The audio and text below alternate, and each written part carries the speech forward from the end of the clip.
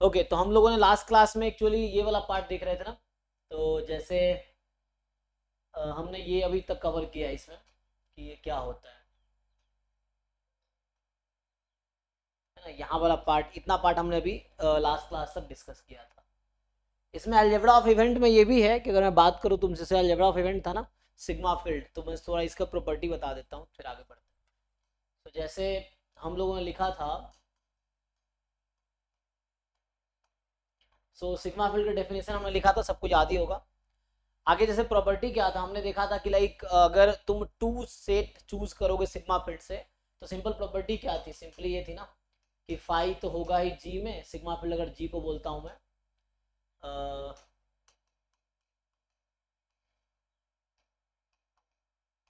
एक था।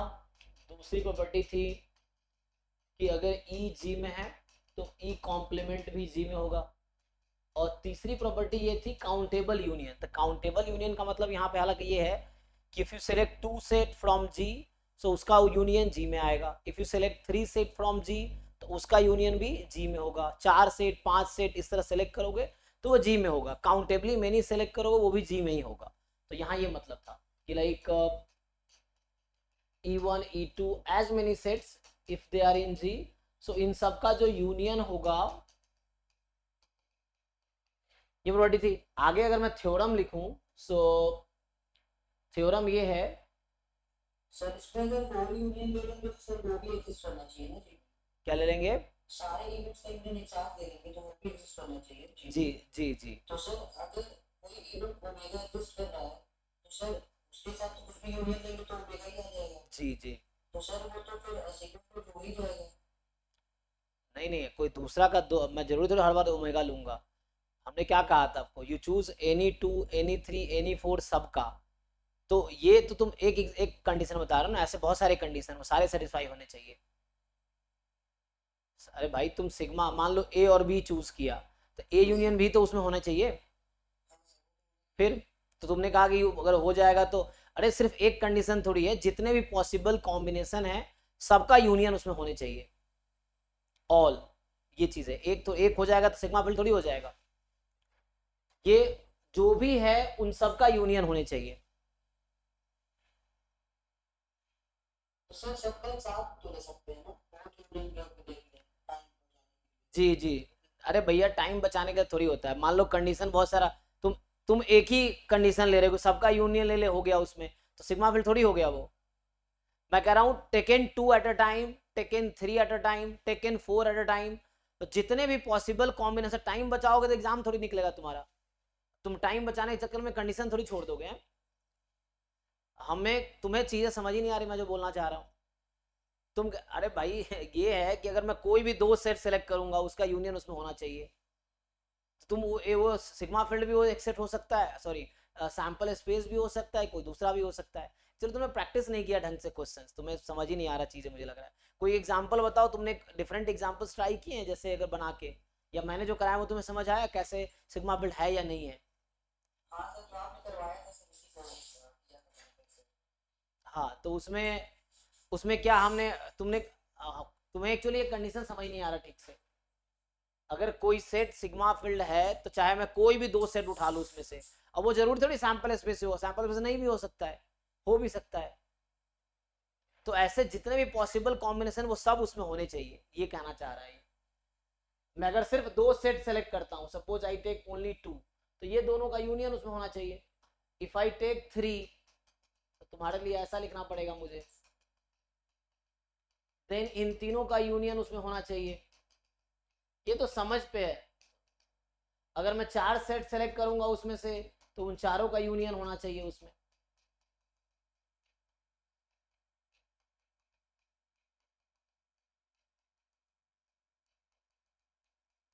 And so on, जितने माने उतने कर लो, ये चलता रहेगा।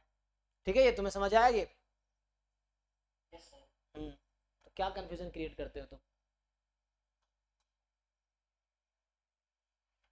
तो आगे देखते हैं। अब मैं ये थ्योरम लिखना चाह रहा था। तो देखो मैंने ये कहा था जो सिग्मा फील्ड है वो सेट ऑफ इवेंट्स है। सिग्मा फील्ड क्या है? सेट ऑफ इवेंट्स है। तो यहाँ पे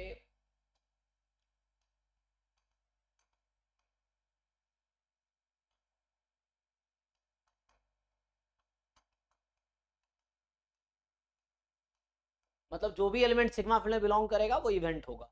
या मैं ऐसा बोलूं कि मान लो कि दैट इज, चूंकि मैं जी डिनोट कर रहा हूं सिग्मा फील्ड को, तो मैं बोल रहा हूं कि E is event if and only if E belongs to sigma field, ये बोलना चाह रहा हूं, ठीक है। सो सिग्मा फील्ड का जो भी मेंबर है वो इवेंट होगा। अब यहां पे मैं थ्योरम क्या लिखूंगा, so if E and F are events, तो इसका मैथमेटिकल मीनिंग ये हुआ दैट इज कि E and F belong to G, ये कहना चाह रहा हूं कि अगर ई एंड एफ कोई टू सेट्स हैं जो कि इवेंट है, ठीक है ना, so if E and F are events मतलब E F belongs to G, तो ये होगा then E union F, E intersection F, E minus F, F minus E, है ना, मान लो E complement intersection F complement, या है ना कोई भी सेट लिख लो तुम, E complement union F complement, they are all events. इसका मतलब, इवेंट्स बोलने का मतलब है कि अगर ई एफ जी में अवेलेबल है, ई एंड एफ टू सेट्स हैं, ऑब्वियसली ये सबसेट होगा सैंपल स्पेस के ओमेगा का, तो अगर ये दोनों सिग्मा फील्ड में बिलोंग कर रहा है तो गारंटी है कि E union F, E intersection F, E minus F, F minus E, E complement intersection F complement, E complement union F complement, ये सब इवेंट होंगे, मतलब they will all belong to, so इसका मतलब है that is that all belong to G, ये सब जी का ही मेंबर होगा, ठीक है। देखो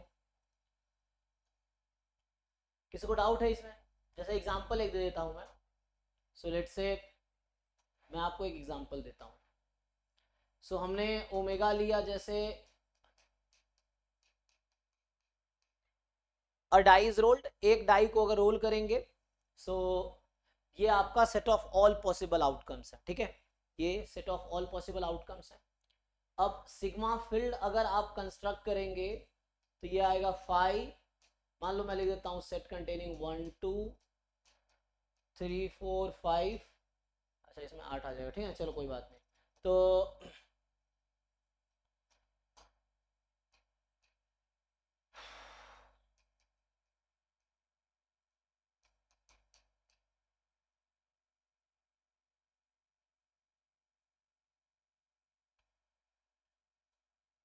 यहाँ क्या आ जाएगा 3 4 5 6, फिर यहाँ आ जाएगा हमारे पास 1 2 6, फिर आगे आ जाएगा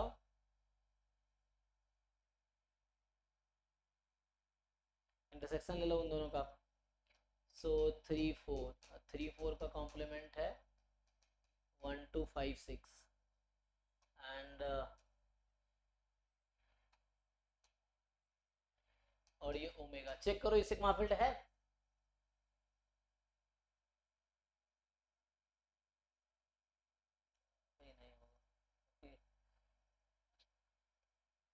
बताओ ये अभी सिग्मा फील्ड है कि नहीं है,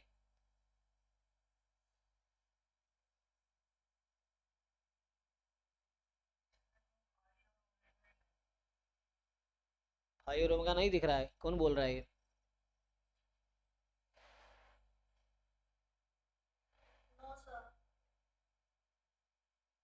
किसको फाई ओमेगा नहीं दिख रहा भाई, फाई यहाँ पे है, ओमेगा लास्ट में है, दारू पी लियो क्या,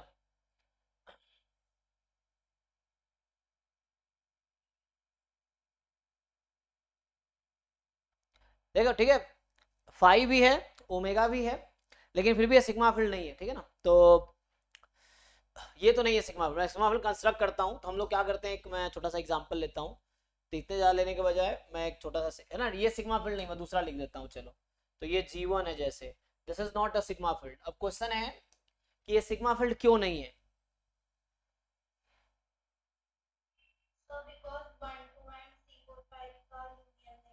हाँ, जैसे इन दोनों का यूनियन लेंगे तो 1 2 3 4 5 वो है ही नहीं, ठीक है। थर्ड कंडीशन थी if you select two set then union होने चाहिए. If you select any 3 set उसका यूनियन होने चाहिए उसमें. If you select any 4 sets उसका यूनियन होने चाहिए एंड सो ऑन. तो जो भी पॉसिबल कॉम्बिनेशन है. सो इन दोनों सेट का यूनियन लोगे, इसमें नहीं है तो ये सिग्मा फील्ड नहीं है. ओके, मैं दूसरा बनाता हूं. तो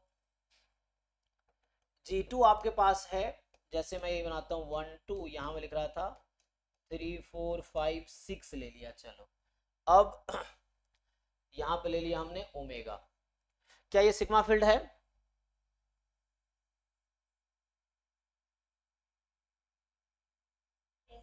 ठीक है ना, तो ये सिग्मा फील्ड है. ओके, तो अब हम क्या करते हैं, मैं बस इस प्रॉपर्टी को वेरीफाई कर देता हूँ जो भी लिखा है मैंने.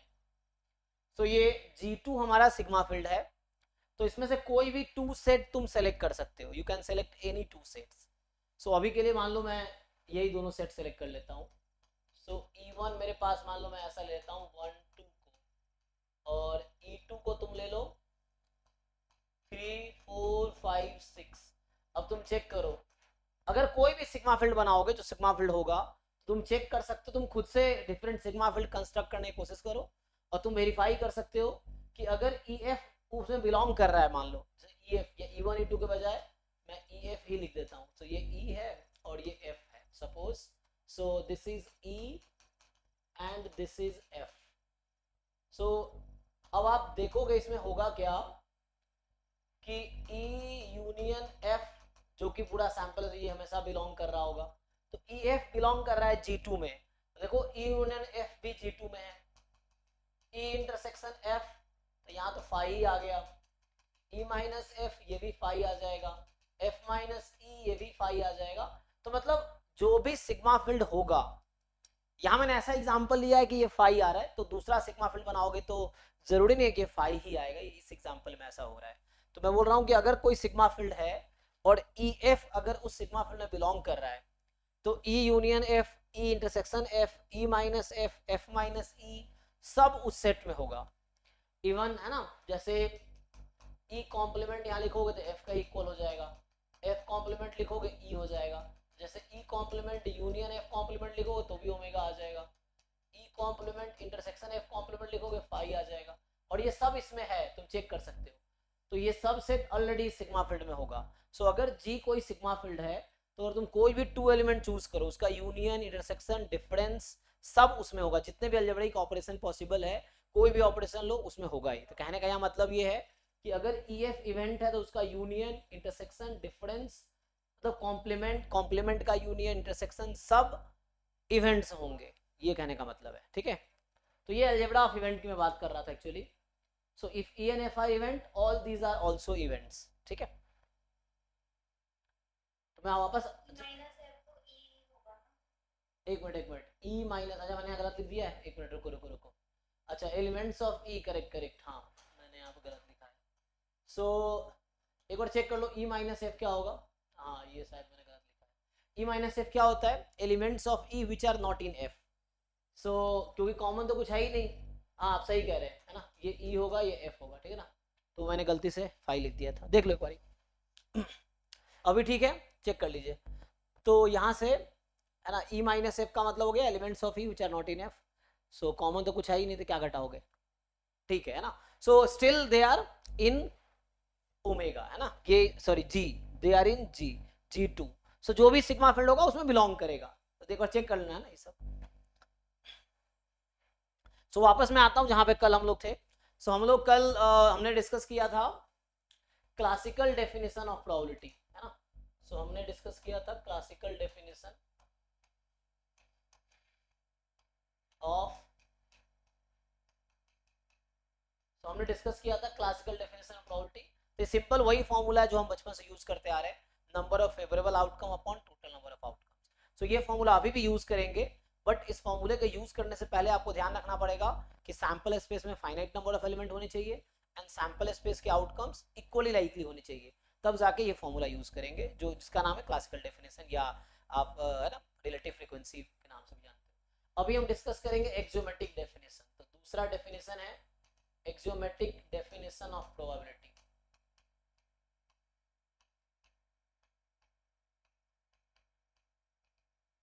ठीक है, तो अब हम डिस्कस करेंगे एक्सियोमेट्रिक डेफिनेशन ऑफ प्रोबेबिलिटी. मान लो ऐसा है, लेट ओमेगा जी, अच्छा P तो मैंने अभी डिफाइन नहीं किया है, सो P अब डिफाइन करेंगे, ठीक है। दिस बी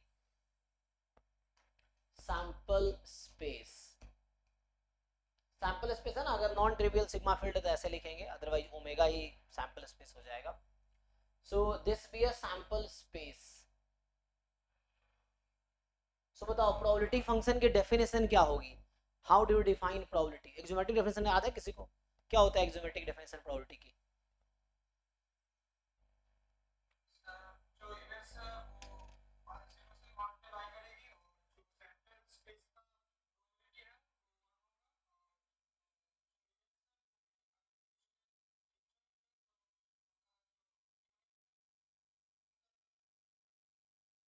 ओके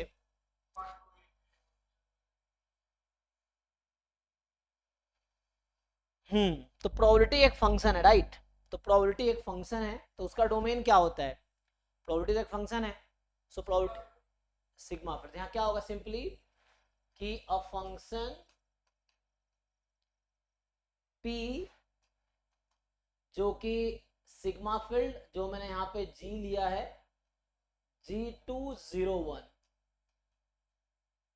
ये जो सिग्मा फील्ड है P G201, तो G क्या है? तो प्रोबेबिलिटी एक फंक्शन को, कोई भी फंक्शन, हम लोग खूब फंक्शन यहाँ डिस्कस करेंगे, जैसे मैंने भी कहा प्रोबेबिलिटी एक फंक्शन है, रैंडम वेरिएबल भी एक फंक्शन है, प्रोबेबिलिटी मास फंक्शन पीएमएफ भी एक फंक्शन है, प्रोबेबिलिटी डेंसिटी फंक्शन पीडीएफ वो भी एक फंक्शन है, कुमुलेटिव डिस्ट्रीब्यूशन फंक्शन सीडीएफ वो भी एक फंक्शन है। सो हर फंक्शन के पास डोमेन होता है, तो आपको पता नहीं डोमेन क्या है, जैसे प्रोबेबिलिटी भी एक फंक्शन है, डोमेन और रेंज, सो हर फंक्शन में डोमेन और रेंज होगा। सो यहाँ पे जो प्रोबेबिलिटी आपका फंक्शन है उसका डोमेन सिग्मा फील्ड है, और इसका जो है आपके पास रेंज जो है 01 है ना, कोडोमेन में यहाँ 01 लिया मैंने। सो रेंज कोडोमेन थोड़ा अलग होता है, तो आगे डिस्कस करेंगे जरूरत पड़ी तो, ठीक है ना। So range and codomain are not same, but यहाँ पे चूंकि मैंने है ना ये जो कोडोमेन लिखा होता है ए टू बी फंक्शन है, तो ए डोमेन है बी कोडोमेन है, और रेंज होता है कि ए का इमेज जो सेट बनेगी वो रेंज है ना। सो रेंज हमेशा सबसेट होगा कोडोमेन का। सो प्रोबेबिलिटी यहाँ में अगर देखो, यहाँ में अगर आर लिख दूं तो भी कोई गलत नहीं होगा, अगर मैं यहाँ पे इसको मैं आर लिख दूं तो भी गलत नहीं है, तो आर अगर लिख रहा हूं मैं तो आर कोडोमेन है एक्चुअली, मैं यहाँ बोल रहा हूँ प्रोबेबिलिटी फंक्शन का डोमेन सिग्मा फील्ड है, कोडोमेन आर है, और रेंज 0 to 1 हो जाएगा। तो हम लोग किसी फंक्शन को जब ऑन टू बनाना चाहते हैं तो कोडोमेन की जगह रेंज रख देते हैं, तो आपको पता होगा कोई फंक्शन ऑन टू कब होता है, range is equal to codomain, ये डेफिनेशन है ऑन टू फंक्शन का, कि function is said to be onto if range is equal to codomain. तो मैं अगर अभी जैसे ये अभी ऑन टू फंक्शन नहीं होगा, probability function onto function कभी नहीं हो सकता, क्योंकि इसका कोडोमेन तो आर लिख दिया मैंने, और रेंज 0 1 होगा, तो वो 1 2 नहीं। तो हम लोग क्या करते हैं, फंक्शन को ऑन टू बनाना होता है तो हम लोग रेंज कोडोमेन की जगह रेंज ही यूज कर लेते हैं। सो अभी ये फंक्शन ऑन टू होगा है ना, प्रोबेबिलिटी फंक्शन। सो तो हम यही डिफाइन करेंगे, कोई दिक्कत नहीं, क्योंकि 1 बाहर जाएगी। सो प्रोबेबिलिटी एक function P from G to E, और G क्या है? Sigma field. सिग्मा फील्ड क्या होता है? Set of subsets of omega, ठीक है ना। तो मतलब सिग्मा फील्ड G का जो मेंबर्स हैं एक्चुअली वो सेट्स ही हैं, ठीक है ना। तो इसलिए आप प्रोबेबिलिटी किसकी निकालते हैं? सेट्स की। और सिग्मा फील्ड अभी मैंने बताया, सिग्मा फील्ड क्या है? सेट ऑफ इवेंट्स है। तो किसकी प्रोबेबिलिटी निकालेंगे हम लोग? इवेंट्स की निकालेंगे, है ना। सो इसका जो एलिमेंट होगा उसकी प्रोबेबिलिटी निकालेंगे हम लोग, इवेंट्स की प्रोबेबिलिटी फाइंड करेंगे। सो प्रोबेबिलिटी यहां से होगा this, a function this is called probability function if and only if, so probability G to 01 is called probability function if and only if। यहां पे भी 3 कंडीशन है ना, जैसा आपका कहा था 3 कंडीशन था ना वहां पे। सो इसको क्लोज कर दीजिए आवाज ना, तो बस तो यहाँ पे क्या है कि जो हमारे पास जैसे अभी हमने सिग्मा फील्ड में 3 कंडीशन लिखे थे, सेम तरीके से हमारे पास प्रोबेबिलिटी की 3 कंडीशन आएगी। पहली कंडीशन क्या आएगी? सो फर्स्ट, सेकेंड और थर्ड, ठीक है। ये 3 कंडीशन, अब क्या क्या 3 कंडीशन है जैसे सिग्मा फील्ड में था।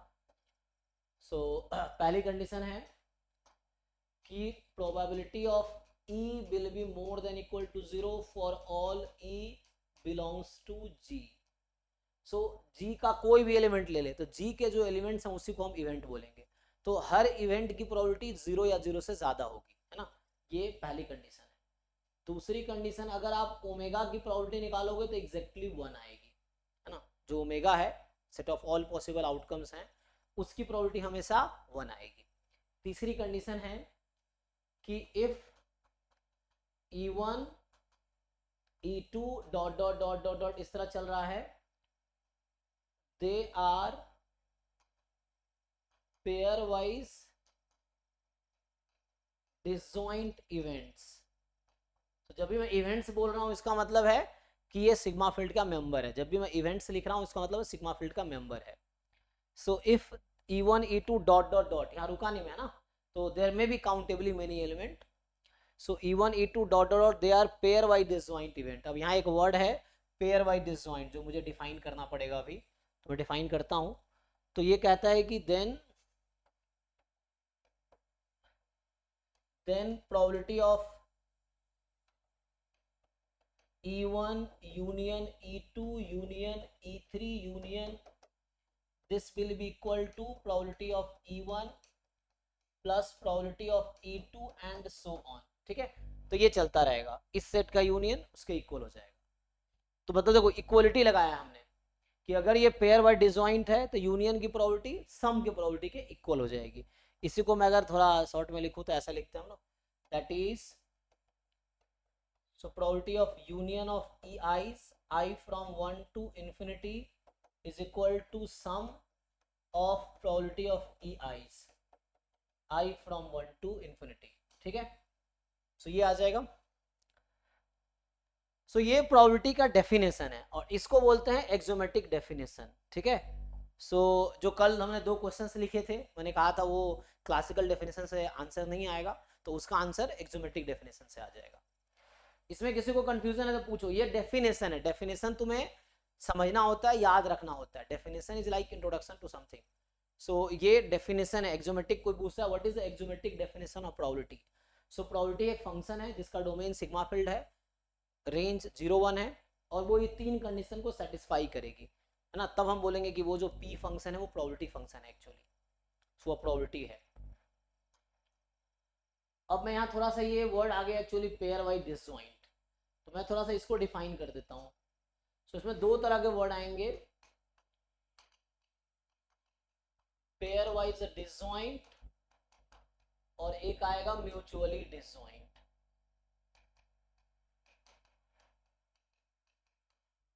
ठीक है ना, ये 2 तरह के वर्ड आएंगे, पेयर वाइज डिसजॉइंट या म्यूचुअली डिसजॉइंट। तो चलो मैं अगर बात करूं, चलो 2 सेट्स के लिए दोनों की मीनिंग सेम होगी। अगर मैं बोलता हूं कि जैसे A and B are pairwise disjoint set if and only if। बताओ जी आप में से, मैं बोल रहा हूँ A and B pairwise disjoint set है या इवेंट्स हैं? इवेंट भी तो सेट ही होगा। So if and only if, आगे क्या लिखना चाहिए मुझे? हाँ, so A intersection B is equal to 5, और यहाँ भी लिखता हूँ तो कोई डिफरेंस नहीं होगा ना। जैसे A and B are so mutually disjoint। सो अगर सिर्फ डिसजॉइंट लिखा होगा तो म्यूचुअली होगा।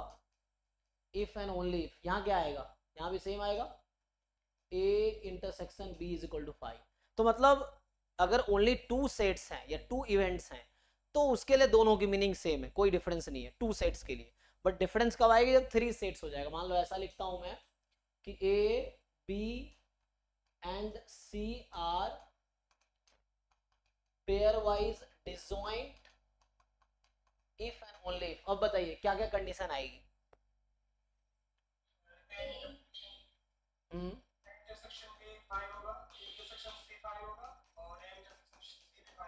जी, तो यहां से आ जाएगा एंड, सो यहाँ पे आ जाएगा आपके पास एंड A इंटरसेक्शन C आपका 5 होगा। ठीक है, अब मैं यही चीज यहाँ लिखता हूँ।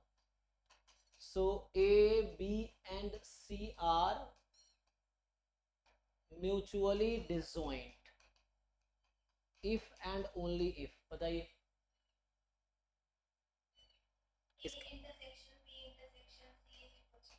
यस, सो यहाँ सिर्फ एक कंडीशन है, दिस इज यहाँ पे जस्ट एक कंडीशन है।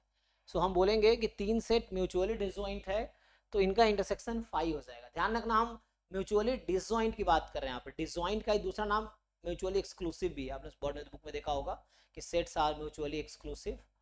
तो अभी हम इंडिपेंडेंट की बाद में बात करेंगे, है ना, pair wise independent mutually independent events वो बाद में आएगा। अभी हम बात कर रहे हैं पेयर वाइज डिसजॉइंट इवेंट्स की, ये समझ लो, पेयर वाइज डिसजॉइंट इवेंट्स की बात कर रहे हैं, म्यूचुअली डिसजॉइंट इवेंट्स की बात कर रहे हैं, बाद में हम लोग इंडिपेंडेंट की बात करेंगे।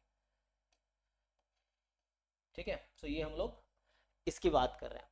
ऐसे ही अगर मैं आगे जनरलाइज कर दूं डेफिनेशन को कि E1 E2 E3 dot dot dot dot चलता जा रहा है, मान लो ऐसा है, आर, है ना, n तक मान लो, अभी n के लिए ले लो, चलो n तक ले लिया, pairwise disjoint if and only if EI intersection EJ is equal to, infinite तक ले लो कोई दिक्कत नहीं, तो डॉट डॉट डॉट, ठीक है ना। So E1 E2 E3 dot dot dot are pairwise disjoint if and only EI intersection EJ is phi for all I different than J, ठीक है ना। सो ये डेफिनेशन हो गया पेयर वाइज का। पेयर वाइज मतलब taking two at a time, है ना। So E1 intersection E2 phi होगा, E2 इंटरसेक्शन E3 फाई होगा, E3 इंटरसेक्शन E4 फाई होगा, E1 इंटरसेक्शन EN फाई होगा। तो you take two set at a time, तो वो पेयर वाइज हो गया। पेयर का मतलब टू होता है। अब ये म्यूचुअली है तो एक साथ, तो यही चीज मैं यहाँ लिखूँ अगर कि E1 E2 E3 dot dot dot are mutually disjoint if and only if, तो यहाँ आ जाएगा E1 intersection E2 intersection E3 dot dot dot, ये सब फाई के इक्वल आएगा। ठीक है, तो किसी को कंफ्यूजन है इसमें देख लो, डेफिनेशन है ये, फिर से मैं बोल रहा हूँ ये डेफिनेशन है। मैंने अलग अलग करके दिखाया आपको, 2 सेट के लिए, 3 सेट के लिए, या मोर देन 3 सेट्स या मोर देन 2 सेट्स, है ना, इस तरह से। तो ये डेफिनेशन है, एक था पेयर वाइज डिसजॉइंट और दूसरा था म्यूचुअली डिसजॉइंट। तो हमने जो कंडीशन यूज किया वो ये वाला यूज किया है, जो एक्सोमेटिक डेफिनेशन में जो कंडीशन यूज हुई है वो पेयर वाइज डिसजॉइंट वाली यूज हुई है। उसकी वजह ये है कि जो सेट पेयर वाइज डिसजॉइंट होगा वो म्यूचुअली डिसजॉइंट होगा ही ऑब्वियसली, है ना। अगर 2 सेट में कुछ भी कॉमन नहीं है तो सब में तो कुछ भी कॉमन नहीं आएगा, गारंटी है। क्या कन्वर्स ट्रू है, अगर कोई सेट म्यूचुअली डिसजॉइंट होगा तो क्या वो पेयर वाइज डिसजॉइंट भी होगा? जरूरी है। चलो एग्जांपल देता हूँ।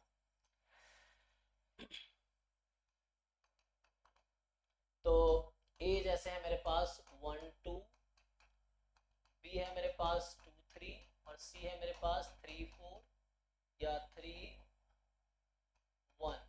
तो आपको बताना है option A B C are pairwise disjoint, option B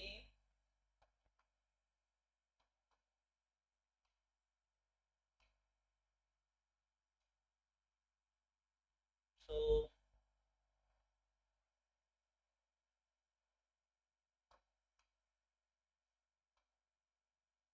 option A है आर, ठीक है ना। ए बी सी 3 सेट लिख दिया मैंने आपके लिए, आप समझो ऐसा।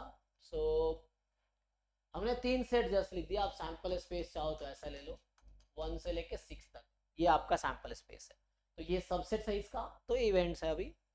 तो ये इवेंट्स हैं, पहला ऑप्शन है आर पेयर वाइज डिसजॉइंट, दूसरा होगा आर म्यूचुअली डिसजॉइंट, तीसरा होगा बोथ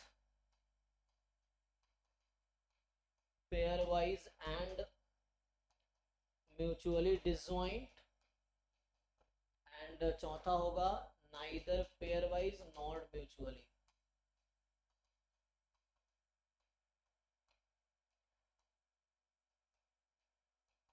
ठीक है जी, बताइए इनमें से क्या करेक्ट है?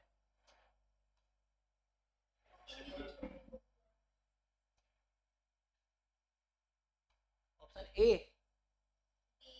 बी और बॉम्बे है ना।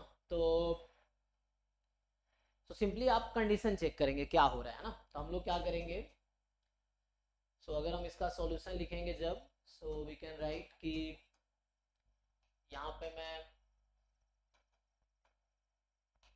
ए इंटरसेक्शन बी लिख दूँ, बी इंटरसेक्शन सी लिख दूँ, सी इंटरसेक्शन ए लिख दूँ, ये हमने लिख दिया मान लो। अभी मैं चेक कर रहा हूँ जस्ट, है ना। ए इंटरसेक्शन बी में 2 कॉमन है, बी इंटरसेक्शन सी में 3 कॉमन है, इसमें 1 कॉमन है, इसमें कुछ भी कॉमन नहीं है ना। तीनों में एक साथ कुछ भी कॉमन नहीं है, क्योंकि ये तो नॉन एम्प्टी आ गया, ये भी नॉन एम्प्टी आ गया, ये भी नॉन एम्प्टी आ गया। इसका क्या मतलब है ना, 2 एट अ टाइम लिया तो नॉन एम्प्टी सेट आया, तो पेयर वाइज डिसजॉइंट तो नहीं है ना। So they are not pairwise, mutually है, क्योंकि इन तीनों में कुछ भी कॉमन नहीं है, तो ये म्यूचुअली डिसजॉइंट है, तो दोनों नहीं होगा, है ना। अच्छा, दूसरा एग्जांपल देखो, जैसे क्वेश्चन नंबर 2, इसी में कंटिन्यू करूं, यही सैंपल स्पेस है। ए मेरा होता 1 2, बी होता 3 4 और सी होता 5 6, तो क्या होता आंसर, है ना। तो यहां से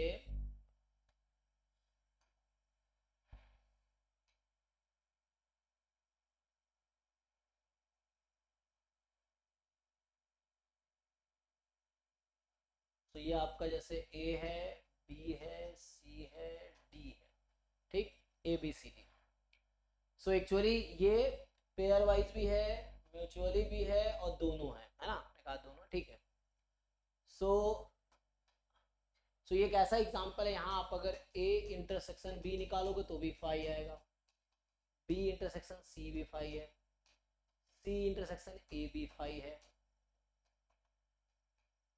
तो देखो पिछले वाले केस में पेयर वाइज डिसजॉइंट नहीं था, है ना, पेयर वाइज नहीं था लेकिन म्यूचुअली था, और ये पेयर वाइज भी है, म्यूचुअली भी है। क्या ऐसा कोई एग्जांपल आप बना सकते हो कि जो म्यूचुअली डिसजॉइंट ना हो लेकिन पेयर वाइज हो?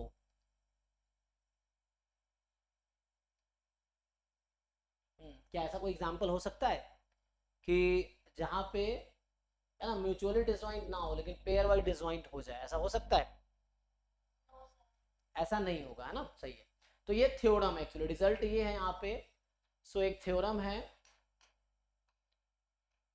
जैसे आप जानते हो ना कि every differentiable function is continuous, जो फंक्शन डिफरेंशिएबल होगा गारंटी है कॉन्टिन्यूअस होगा, लेकिन जो कॉन्टिन्यूअस है वो डिफरेंशिएबल हो भी सकता है, नहीं भी हो सकता है। तो सेम यहाँ पे सिचुएशन है कि जो भी पेयर वाइज डिसजॉइंट है वो तो गारंटी है कि म्यूचुअली डिसजॉइंट होगा, लेकिन जो म्यूचुअली डिसजॉइंट है वो पेयर वाइज डिसजॉइंट हो भी सकता है, नहीं भी हो सकता है, कोई गारंटी नहीं है।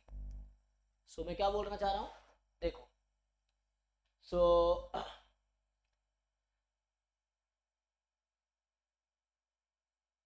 अगर पेयर वाइज डिसजॉइंट होगा तो गारंटी है म्यूचुअली डिसजॉइंट होगा ही, जैसे डिफरेंशिएबल है तो गारंटी है कॉन्टिन्यूअस होगा ही, ये बोलना चाह रहा हूं। उसी ऐसा है कि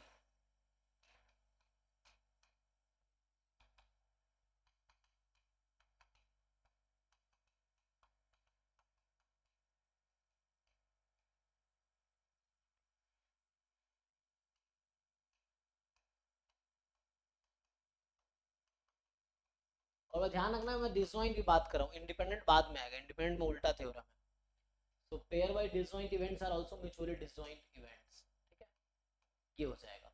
और रिमार्क में ये है कि mutually disjoint events may be और may not be pairwise, इसकी कोई गारंटी नहीं है, ठीक है ना। जैसे पिछला एग्जांपल ही देख लो, ये म्यूचुअली डिसजॉइंट था लेकिन पेयर वाइज डिसजॉइंट ना था, नहीं था ना, और ये वाला म्यूचुअली डिसजॉइंट भी है और पेयर वाइज डिसजॉइंट भी है। ये दोनों है, तो म्यूचुअली डिसजॉइंट मे भी पेयर वाइज और मे नॉट भी पेयर वाइज, बट अगर कोई पेयर वाइज डिसजॉइंट है तो गारंटी है म्यूचुअली डिसजॉइंट होगा ही।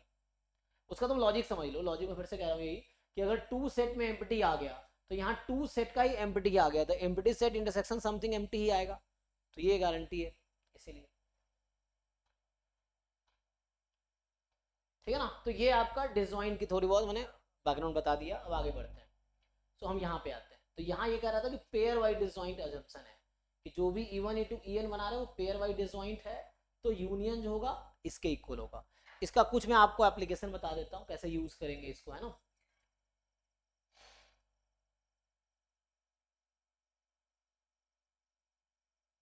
जैसे सिंपली अब इसका जैसे हो गया, आप कुछ फॉर्मूला आता है ना, तो कुछ प्रॉपर्टीज है,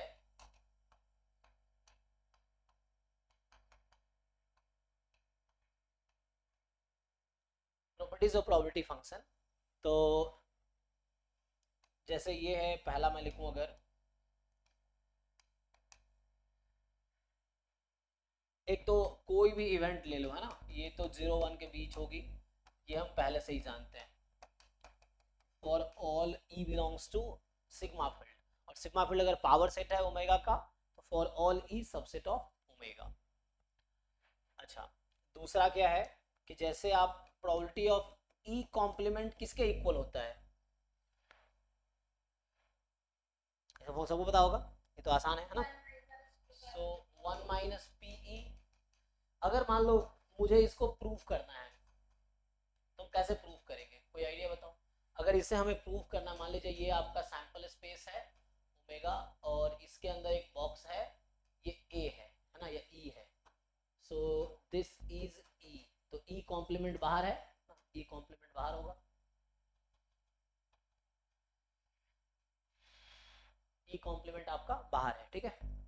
सो कितने में निकलना है शिवा भाई अभी, अच्छा, तो यहाँ से E और ठीक है ना, तो E अगर ये सेट है तो बाहर वाला E कॉम्प्लीमेंट है। अगर मुझे प्रूफ करना है कि E कॉम्प्लीमेंट 1 माइनस PE है, तो क्या होगा, कैसे प्रूफ करेंगे।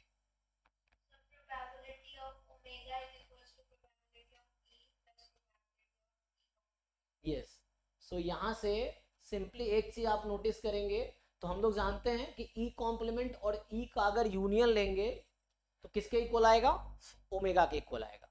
और आपको मैं ये पूछूं कि E इंटरसेक्शन E कॉम्प्लीमेंट किसके इक्वल आता है,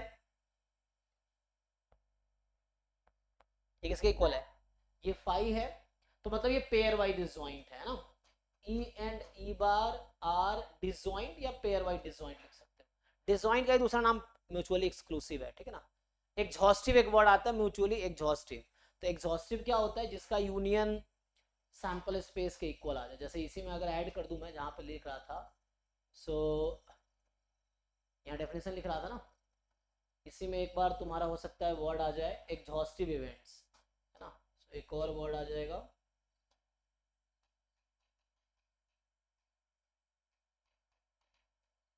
एग्जॉस्टिव इवेंट्स, ठीक है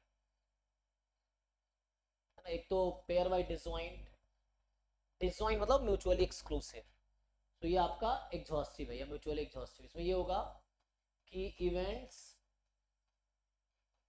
E1 E2 E3 dot dot dot dot ये चल रहा है, दे आर म्यूचुअली एग्जॉस्टिव या जस्ट एग्जॉस्टिव, ये ऐसा लिखा रहेगा म्यूचुअली एग्जॉस्टिव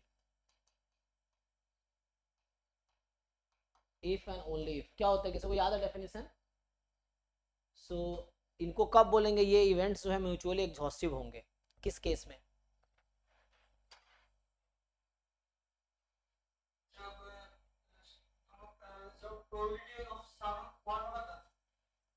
नहीं प्रोबेबिलिटी हमें डिफाइन ही नहीं किया अभी। तो यूनियन सबका लेंगे वो सैंपल स्पेस आ जाएगा, है ना। तो अब ये कहना चाह रहे हैं, सो यूनियन जो आएगा वो सैंपल स्पेस के इक्वल आ जाएगा, ओमेगा के इक्वल आ जाएगा। सो सबका अगर हमने यूनियन लिया, हमने सबका यूनियन लिया, और अगर वो सैंपल स्पेस के इक्वल आ गया, इसका मतलब वो एग्जॉस्टिव है, ठीक है। तो ये डेफिनेशन है आपका।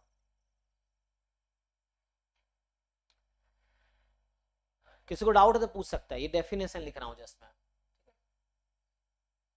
तो नाउ आ गया ये,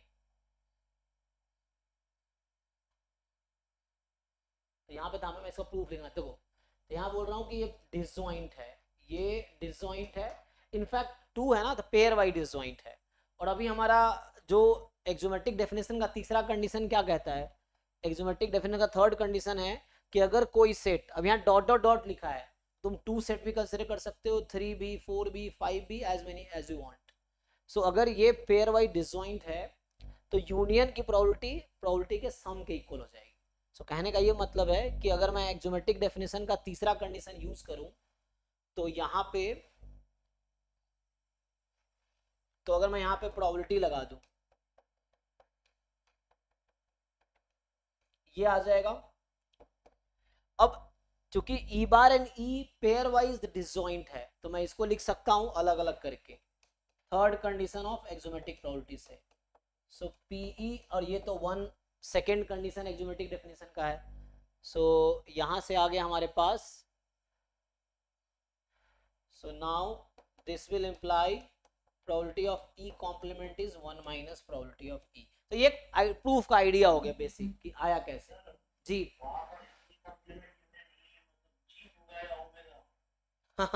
ओमेगा होगा, omega set of all possible outcomes हैं।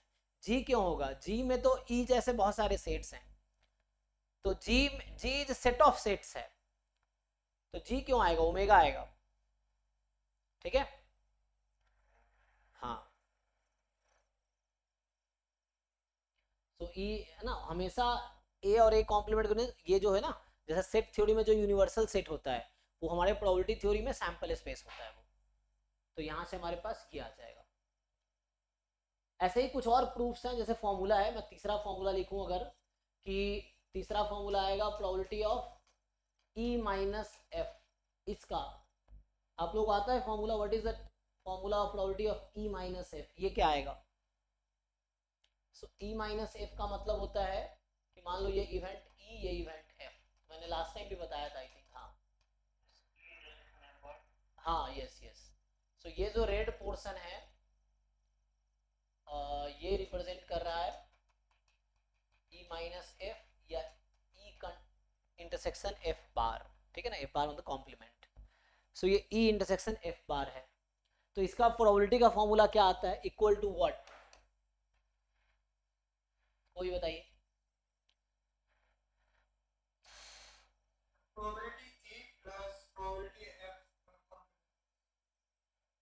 ई प्लस एफ कॉम्प्लीमेंट, नहीं ऐसे कैसे? Sir probability of E minus probability of E intersection है। हाँ, सो probability of E minus probability of E intersection F, ठीक। सो ये आपका आंसर है।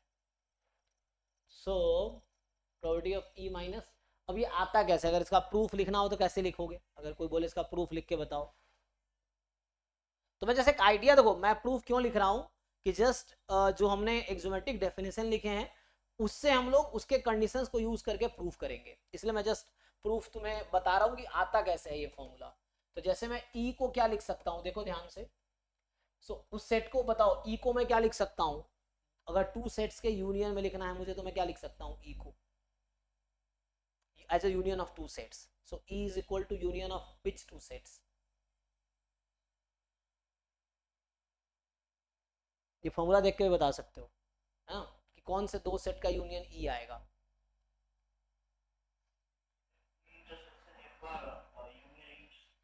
हाँ, सो ई माइनस एफ या वही इसका यूनियन तुम ले लो ई इंटरसेक्शन एफ के साथ, या वही बात है ई इंटरसेक्शन एफ बार भी तुम चाहो तो ऐसा, तो ये जो ई इंटरसेक्शन एफ है ना इसको तुम ये भी लिख सकते हो ई इंटरसेक्शन एफ बार, यही चीज है ये, ठीक है। तो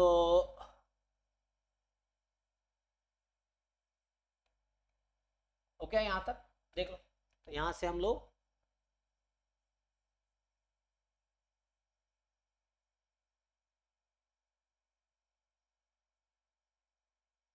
तो E can be written as E intersection F bar union E intersection F, same thing है ना। अब जैसे समझो, अब मैं आपसे पूछूं कि इन दोनों सेट का इंटरसेक्शन क्या है, ये जो E इंटरसेक्शन F बार है इसका इंटरसेक्शन ले लूं मैं ई इंटरसेक्शन एफ के साथ, तो क्या कॉमन है इन दोनों में? फाइव। तो इसका मतलब ये हो गया, तो मैं क्या कहना चाह रहा हूं कि E intersection F complement and E intersection F, these two are pairwise disjoint, ये जस्ट डिसजॉइंट चलेगा। सो यहाँ इन दोनों का यूनियन जो है ई के इक्वल है, तो प्रोबेबिलिटी अप्लाई कर देते हैं। सो ये हो जाएगा probability of E is equal to probability of E intersection F complement plus E intersection F. अभी देखो ये यूनियन को मैं सम में लिख रहा हूं, अभी आप नोटिस करोगे तो मैं ए यूनियन बी के प्रोबेबिलिटी को P A plus P B लिख रहा हूं। तो ऐसा तब लिख सकता हूं जब मैं श्योर हूं कि A and B are disjoint, तभी ऐसा लिख पाऊंगा, जो कि तीसरी कंडीशन कहती है डेफिनेशन की। तो यहां से आप निकाल लो इसकी प्रोबेबिलिटी, तो यहां से आ गया probability of E intersection F complement is equal to P E minus P E intersection F. हालांकि प्रूफ लिखाना मेरा काम नहीं है, क्योंकि आप कॉलेज में पढ़ते हैं तो आपको प्रूफ कराया जाता है। तो हमारा काम है कि थ्योरम समझना, फॉर्मूला समझना, डेफिनेशन समझना, फिर अप्लाई करना, क्वेश्चन सॉल्व करना। लेकिन जस्ट मैं क्योंकि यूज किया ना, ये थ्योरेटिकल थोड़ा ऐसे बच्चों को मुश्किल लगता है, क्या कर रहा हूँ मैं, बोरिंग भी लगता है। सो स्टिल बस मैं प्रूफ करने की कोशिश कर रहा हूँ कि एक्सोमेटिक डेफिनेशन कैसे यूज हो रहा है। तो यहाँ पे मैंने एक्सोमेटिक डेफिनेशन को यूज किया है। अब मैं क्वेश्चन पे भी आऊंगा। तो ये मैंने फॉर्मूला आपका तीसरा वाला प्रूफ कर दिया। जैसे किसी को डाउट है तो बोलो, अगर कुछ पूछना हो तो। जैसे और अगर आए हम, मान लो फोर्थ फॉर्मूला जैसे है probability of E union F, ये तो सबको पता ही है। So P E plus P F minus E intersection F. तो यहां से अगर आप देखेंगे है ना, ये ई सेट है, ये एफ सेट है, सो है ना, ई एफ और बीच वाला ई इंटरसेक्शन एफ है आपका। तो ये फॉर्मूला कैसे आता है?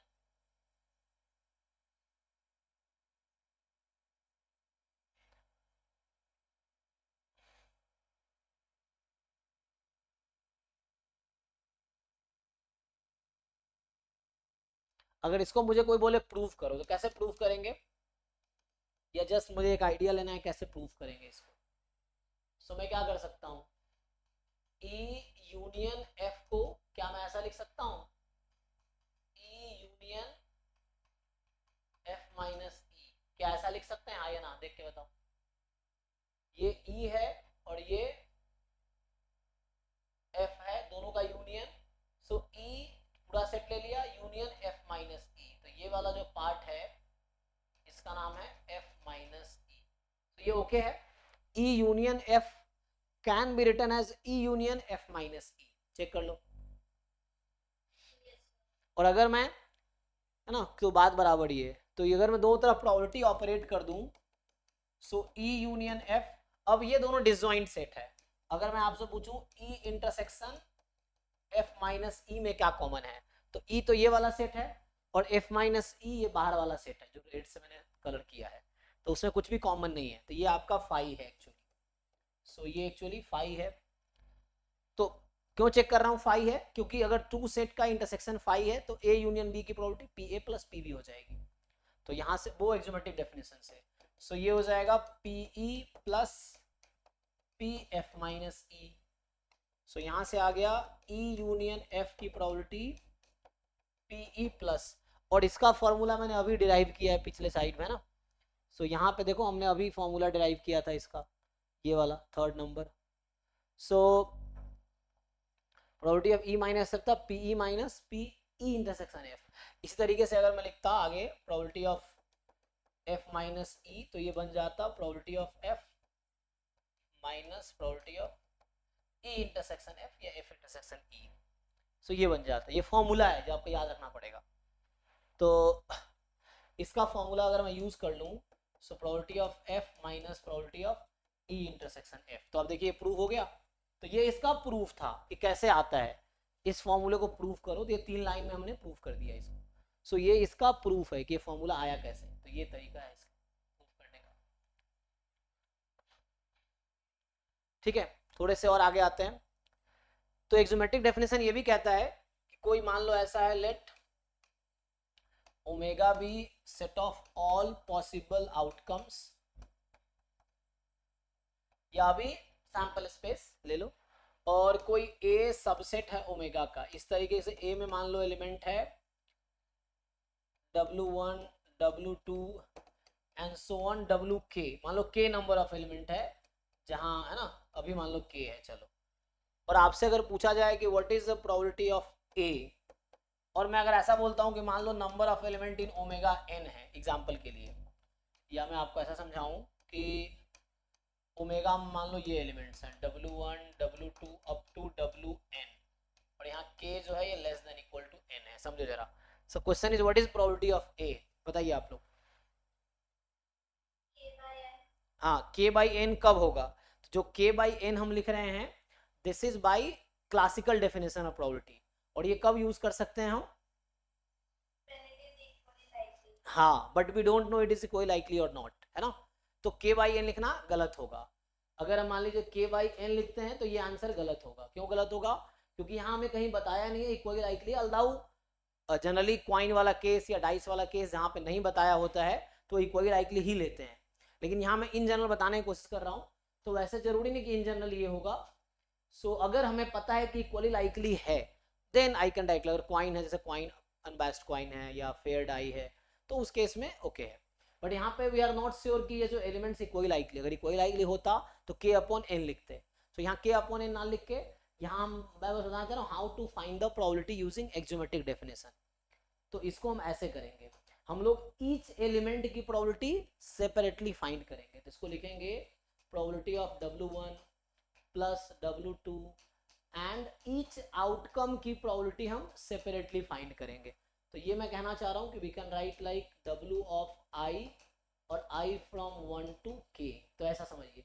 तो ये लिखेंगे, अगर इक्वली लाइकली होगा तो ईच की probability 1 by N 1 by N 1 by N, तो K बाई एन खुद ही हो जाएगी। बट इन जनरल ये अप्रोच है। अब कल मैंने जो 2 क्वेश्चंस लिखे थे उसके आंसर इससे आ जाएगा। तो कल मैंने 2 क्वेश्चन लिखा था जो जिसका आंसर है ना, जो एक्जियोमेट्रिक डेफिनेशन से ही सॉल्व होगा, मतलब वो क्लासिकल डेफिनेशन से आंसर गलत आएगा, बिकॉज या तो उसमें इनफाइनाइट एलिमेंट है या एलिमेंट्स इक्वली लाइकली नहीं है। So we have to use this concept. तो जब हमें नहीं पता है कि आउटकम्स इक्वली लाइकली है कि नहीं है, तो in that case we have to use this approach. Each outcome की प्रोबेबिलिटी निकालेंगे और उसको ऐड करेंगे। तो मैं वो दोनों क्वेश्चन लिखता हूँ जो कल लिखा था, आप लोग सही आंसर बताइए मुझे, ठीक है। किसी को डाउट है इसमें तो पूछो, ये जस्ट नोट कर लो। सो ये जस्ट एक थ्योरम समझ सकते हो आप। सो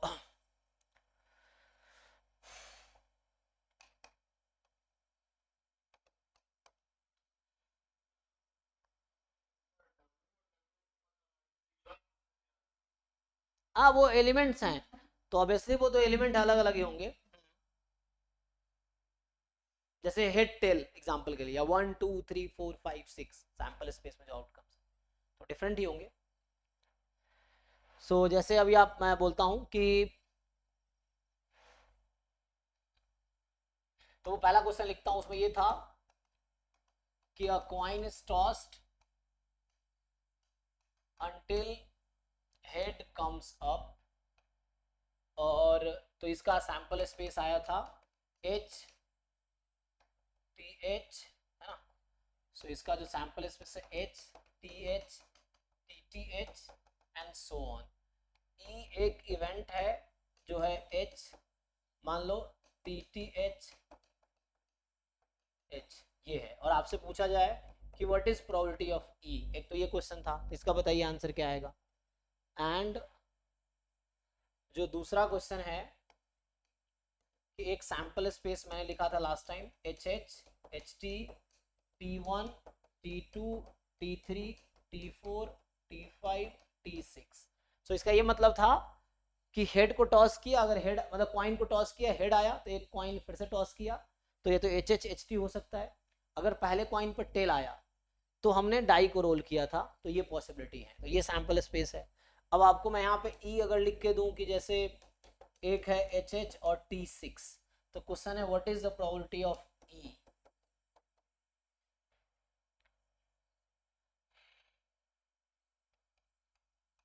है ना। तो जो लोग यहाँ, अगर मान लो मैं कल भी लिखा था कि ऐसा नहीं सोचना है कि 3 अपॉन इन्फिनिटी, ये गलत आंसर है। यहाँ ऐसा नहीं सोचना है कि 2 आउट ऑफ 8, ये गलत आंसर होगा। तो आपको ठीक आंसर बताना है ना। ओके, 21/32।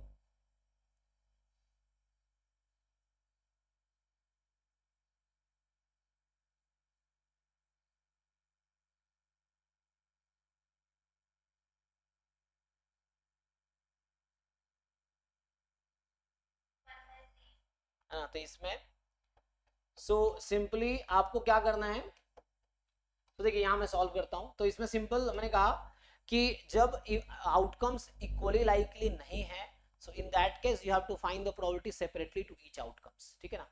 सो यहाँ से probability corresponding to H, probability corresponding to T H, T T T T H, ये है।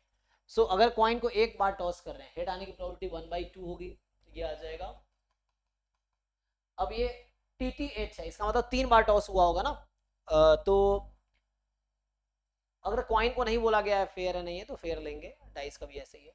ये 3 बार टॉस अगर होता है, तो इसकी यहाँ 1/, ऐसे एक बार में टेल आने की 1/2, दूसरे बार में टेल आने की 1/2, तीसरे बार में हेड आने की 1/2, 1/2 1/2 1/2 मल्टीप्लाई करेंगे, 1/8 हो जाएगा। और यहाँ 1 2 3 4 5, तो 1/2 की पावर 5 जो कि 32 हो जाएगा। आप एलसीएम ले लीजिए, 32 लेंगे तो यहाँ से आपका 16, यहाँ से 4, तो ये 21/32 आ जाएगा। इस तरीके से आंसर आएगा। यहाँ भी वैसे सेम अप्रोच है। आप अलग अलग आउटकम फाइंड करेंगे, probability of HH plus probability of T6। ऐसा क्यों कर रहे हैं? Because they are not equally likely, इसीलिए।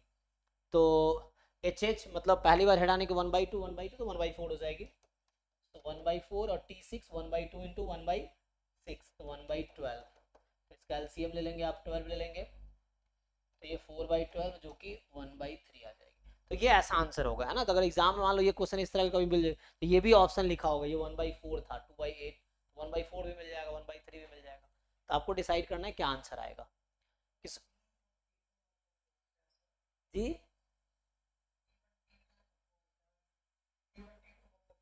Yes yes, T for tail, 1 मतलब 1 2 3 4 5 6 are the outcomes of the dice when you roll a die, so they are the outcome of the dice. Is it clear?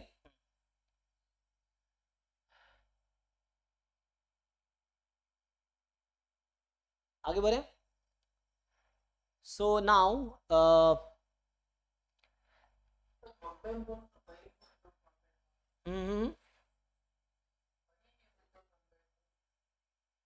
why 1/12?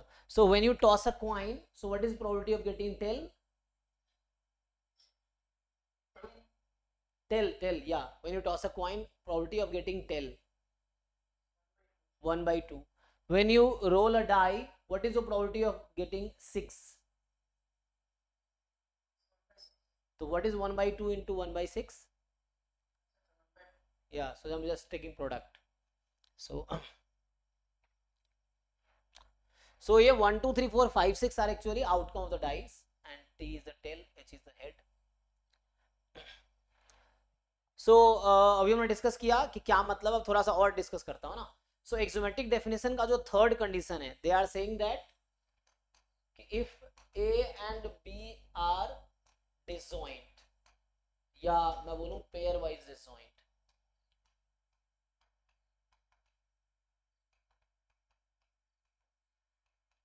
then probability of A union B will be equal to PA plus PB, and this is obvious because probability of A intersection B will be 0 because A and B are disjoint. 3 sets का same rule है, so A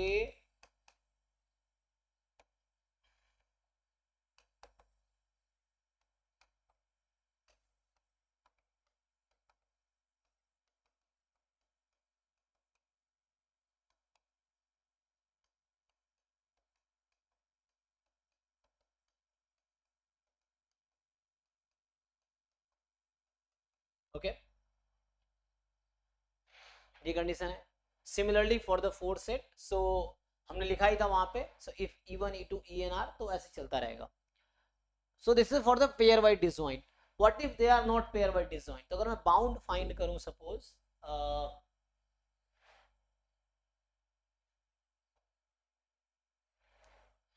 सो ये theorem ये लिखना चाह रहा हूं मैं,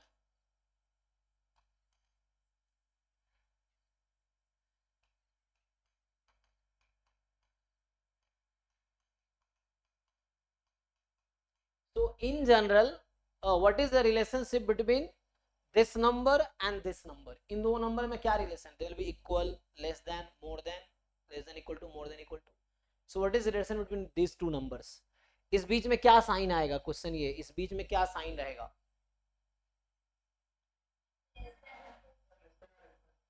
सो है ना, you know what happens, so when you है ना राइट, तो A union B will be less than equal to this, okay, and similarly if you write three sets, A union B union C will be less than equal to PA plus PB plus PC. Similarly 4 5 6, if I write N E1 union E2 union E3 and so on union En, so they will be equal to actually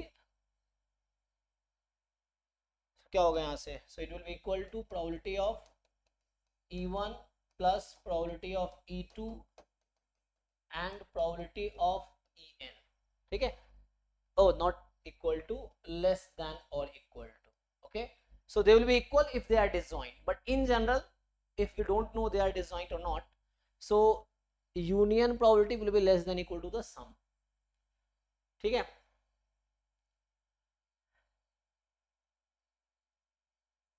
Okay, so what will be their lower bound, the question is what will be their lower bound. So if I write, this will be PA plus PB minus PA intersection B, ये तो obvious है, this quantity is exactly equal to this but still more than equal to कह रहा हूँ, and this quantity ये जो लिखा है this will be more than equal to PA plus PB plus PC minus PA intersection B minus B intersection C minus C intersection A. So this quantity will be, ठीक है ना, so I'm writing this thing, ये मैं लिख रहा हूँ just to get you understand the generalized form. अभी मैं lower form लिख रहा हूँ, so if I write this one here, so यहाँ मैंने क्या लिखा है, so union of EIs will be less than equal to sum.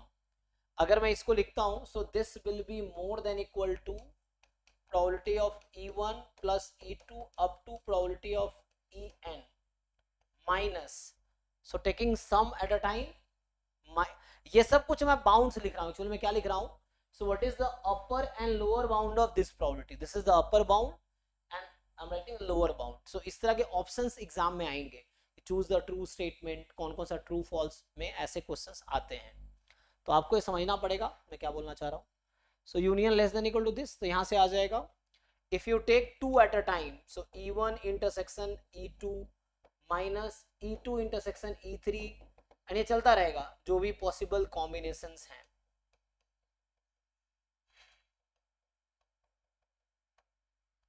So what I am trying to tell, इसको मैं थोड़ा प्रिसाइज फॉर्म में लिखता हूँ, अभी आपको थोड़ा समझ नहीं आ रहा हो क्या कह रहा हूँ. सो व्हाट आई सेड, जो यूनियन की प्रोबेबिलिटी है ये single, if you take sum of the individual probability उससे कम होगी, and the same thing I took sum of the individual probability minus take two at a time all combination and subtract the probability, तो उसको अगर घटा दोगे तो उससे ज्यादा होगी. जैसे तो मुझे लगता है ये लिखने से पहले मुझे वो फॉर्मूला लिखना चाहिए.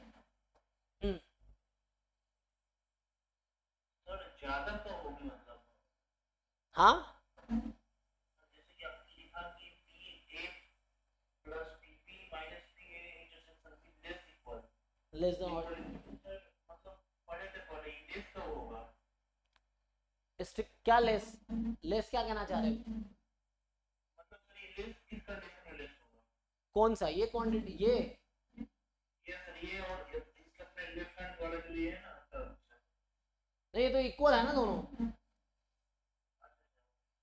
अभी तो लेस क्यों करना है तुम्हें, मतलब उल्टा करना, ऐसा करना चाह रहे हो, नो सर नो सर, अभी तो दोनों इक्वल ही है. हालांकि मैं बोलना चाह रहा हूँ इसकी वैल्यू जो आएगी वो इससे ज्यादा आएगी, ये है. जैसे यहाँ पे देखो, ये देखो, ये जो A union B union C है इसकी प्रोबेबिलिटी इससे कम होगी एंड इसकी प्रोबेबिलिटी इससे ज्यादा होगी. अच्छा इससे पहले मैं फॉर्मूला लिखता हूँ, बेटर रहेगा. सो आई कम टू दोस फॉर्मूला. जैसे मैं ये बोलना चाह रहा हूँ तुम्हें, ये तो ठीक है, पेयर वाइज डिसजॉइंट है, हमने लिखा ही था कि ये तो मुझे पहले से पता है कि E1 E2 dot dot dot En are pairwise disjoint if and only if probability of union of EI this is equal to sum of probability of union of EI's I from 1 to n। अच्छा, तो यहां मैं बोल रहा हूं कि ये pairwise disjoint है, तब अगर नहीं है तो क्या होगा, तो मैं इसको तुम्हें शॉर्ट में लिख के दिखाता हूं इसी फॉर्मूले को। What I am saying, so this quantity is actually probability of union of EI's I from 1 to n will be less than equal to summation probability of EI I from 1 to n। so मैं बोल रहा हूं कि this number is the upper bound of this number, इसका upper bound ये है। Upper bound क्या होता है, जैसे छोटी हो, ये छत है, अपर बाउंड है, ये फ्लोर लोअर बाउंड है, तो जिससे वैल्यू छोटी हो, है ना। सो इस नंबर से ये छोटी होगी, तो इसका ये अपर बाउंड है। लोअर बाउंड क्या होगी, so this quantity will be more than equal to summation probability of EI's I from 1 to n minus double summation जाएगा minus double summation probability of EI intersection EJ I from 1 to n J from 1 to n I less than J। सो ये जो quantity है in general, जो यहाँ लिखा हुआ है ना, सेम थिंग मैंने दूसरे तरीके से लिखा है, just way of writing different है सेम चीज। जो ये फॉर्मूला मैंने लिखा वही ये है। सो ये जो इतना लिख रहा था इसका मीनिंग ये है एक्चुअली, जो ये लिखा हूँ इसका मीनिंग ये है, and this thing is this actually. अब आपको समझना है कि आपको यहाँ क्या प्रॉब्लम है, यू कैन आस्क। इस फॉर्मूले का नाम है एक्चुअली, सो इसका नाम है बोनफेरोनी इनइक्वालिटी। तो मैं इसको लिखता हूँ, उससे पहले मैं आपको वो बता देता हूँ, ये जो मैंने लिखे है ना, सो दिस फॉर्मूला इज कॉल्ड, ये थ्योरम है लेकिन इसका नाम है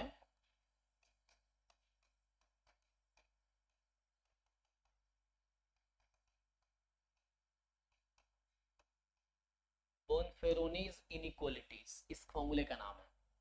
मतलब ये इनइक्वालिटी है, ये क्या बता रहा है, यूनियन का अपर बाउंड और यूनियन का लोअर बाउंड बता रहा है। इससे पहले मैं एक फॉर्मूला लिखता हूँ तो आपको शायद ज्यादा रिलेट कर पाओगे आप लोग। सो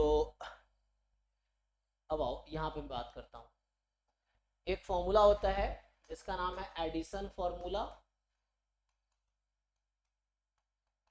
या इसी का नाम है इंक्लूजन एक्सक्लूजन फॉर्मूला।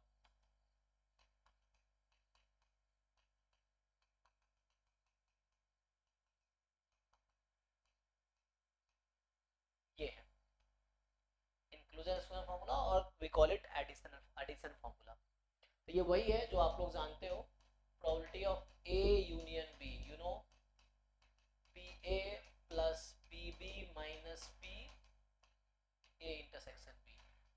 अगर मैं 3 के लिए लिखता हूँ, मान लो E1 union E2 union E3, तो इसका फॉर्मूला सबको पता होगा, है ना, सब जानते होंगे ना इसका फॉर्मूला क्या होता है। सो this is the E1 plus E2 plus E3 minus E1 intersection E2 minus E1 intersection E3 minus E2 intersection E3, और आगे क्या होता है plus E1 intersection E2 intersection E3। यहाँ तक किसी को डाउट तो नहीं है इसमें, देखो इस फॉर्मूले में ये सबको आता होगा, दिस एवरीवन नोस, है ना। तो अब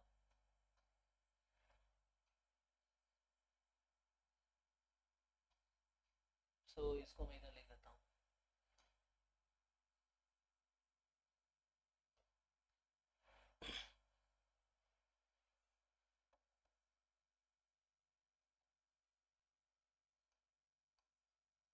सिमिलरली अगर 4 के लिए लिखूंगा तो E1 union E2 union E3 union E4, क्या लिखोगे इसको।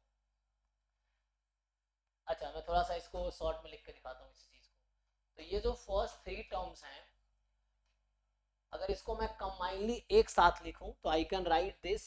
सो इसको मैं लिख सकता हूँ probability of union of EI I from 1 to 3 is equal to summation probability of EI I from 1 to 3, ये है ना, minus double summation probability of EI intersection EJ I from 1 to 3 J from 1 to 3 but I should be less than J.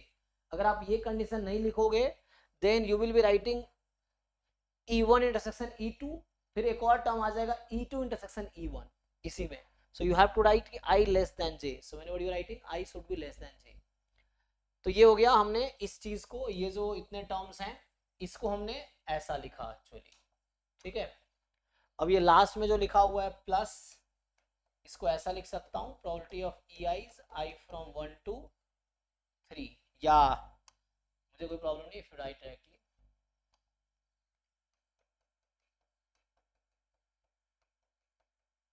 ठीक है, ये हमारे पास है E1 intersection E2 intersection E3.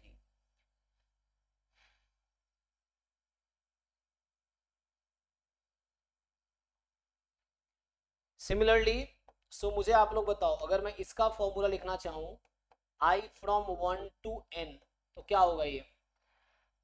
अब I from 1 to n है, अगर 3 रखूंगा तो ये बनेगा. n को अगर मैं 10 रख देता हूँ तो मैं 10 सेट का यूनियन का फॉर्मूला लिख सकता हूँ, E1 union E2 union E3 union up to E10 या E100.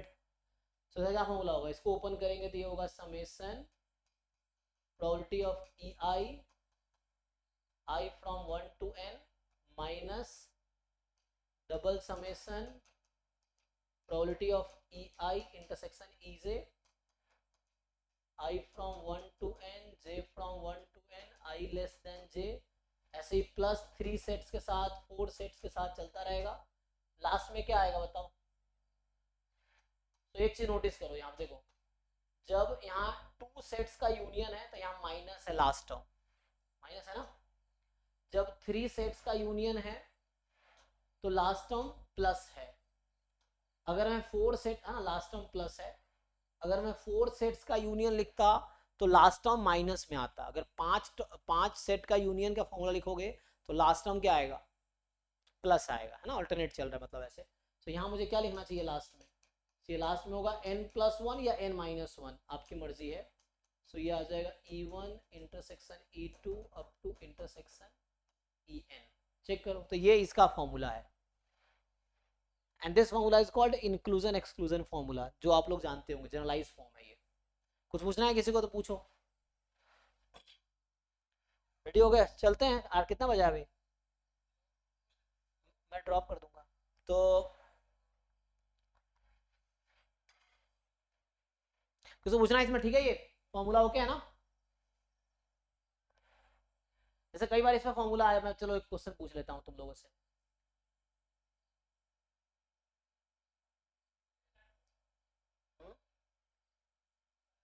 आधा घंटा ना, अभी कितना बजा है, तो 8 बजे तुम्हारा क्लास खत्म होता है ना, 8 से दूसरा बैच है ना, तो ब्रेक ले लेते हैं, कोई दिक्कत. सो यहाँ तक ठीक है, देख लो.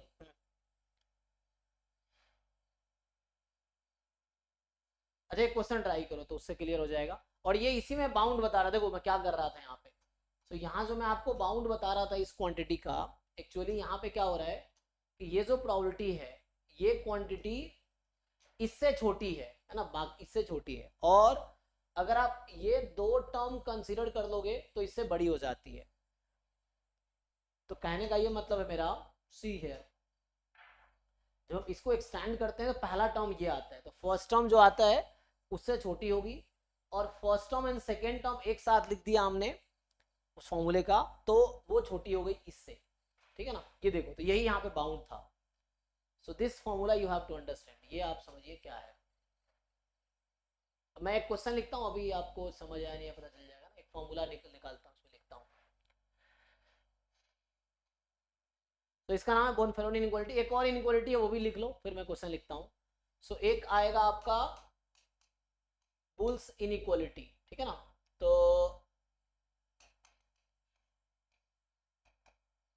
किसको आइडिया है ये क्या कहता है.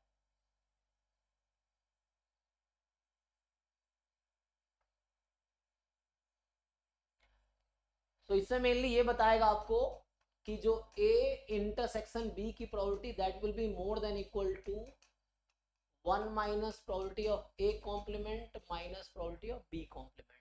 इसको अगर और जनरलाइज करोगे, so A intersection B intersection C will be more than equal to 1 minus probability of A complement minus probability of B complement minus probability of complement की जगह बाहर भी लगा सकते हैं C कॉम्प्लीमेंट। ठीक है, सो इसको जनरलाइज अगर कर दूं मैं, सो जनरलाइज कर देंगे, so like if I right it E1 intersection E2 up to intersection En.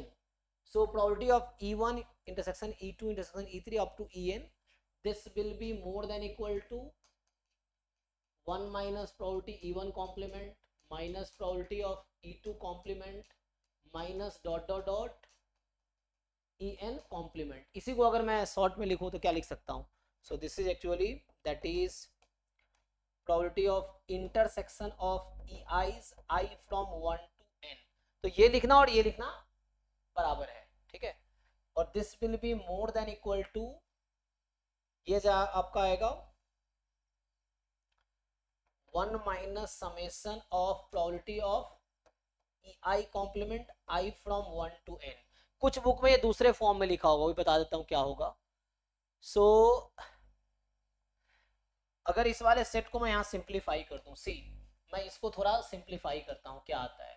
तो ये जो लिखा हुआ है 1 minus probability EI complement I from 1 to n, तो ये आ जाएगा 1 minus summation I to n, ये 1 माइनस प्रोबेबिलिटी ऑफ EI's।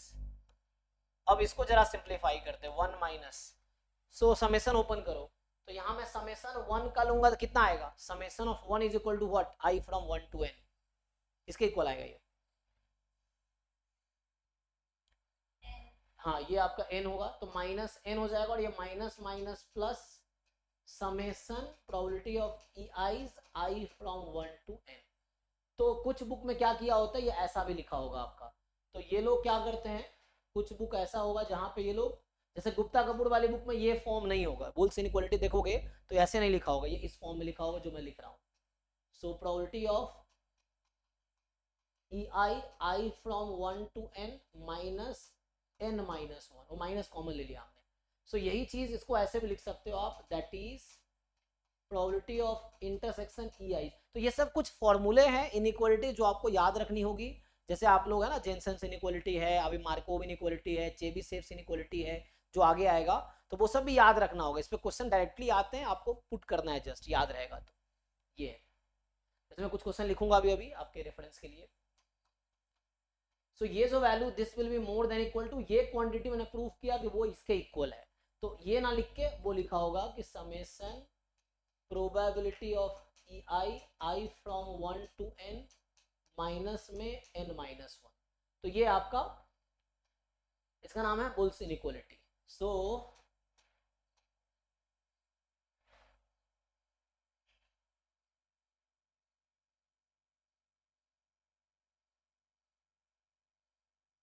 ठीक है, तो एक दो क्वेश्चन लिखता हूं, देखो। जैसे अब क्वेश्चन ये है,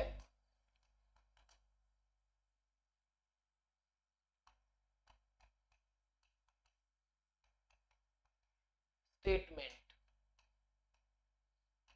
सो मोर देन 1 करेक्ट भी हो सकता है। तो मान लो इसे पहला मैं लिख दूं कि probability of E intersection F more than equal to minimum of 1 minus probability of A complement minus B complement comma 0, जैसे ऐसा लिख दूं। बी ऑप्शन होगा probability of E intersection F is less than equal to maximum of PE comma PF। Option C है probability E union F less than equal to maximum of PE plus PF comma 1। And D option लिख दूं मैं अगर, probability of E minus F less than equal to maximum of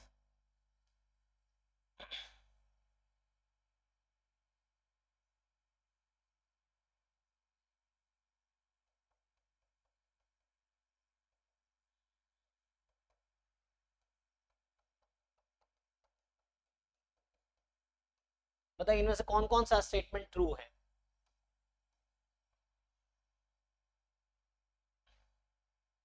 तो यहाँ मैं करली bracket भी यूज कर सकता हूँ, है ना, यहाँ पे आप चाहो तो करली ब्रैकेट भी यूज कर सकते हो, बात बराबर है, स्मॉल ब्रैकेट यूज करो या करली ब्रैकेट। बताइए आप लोग चेक करके बताइए। तो इस तरह क्वेश्चन एग्जाम में पूछे जाते हैं जहां कहीं ना कोई इनइक्वालिटी इन्वॉल्व है। सो आपको समझना है कौन सा स्टेटमेंट ट्रू है और कौन सा फॉल्स है। तो बताइए टाइम भी हो गया है तो मैं इसको स्टॉप करूंगा अभी यहीं पे।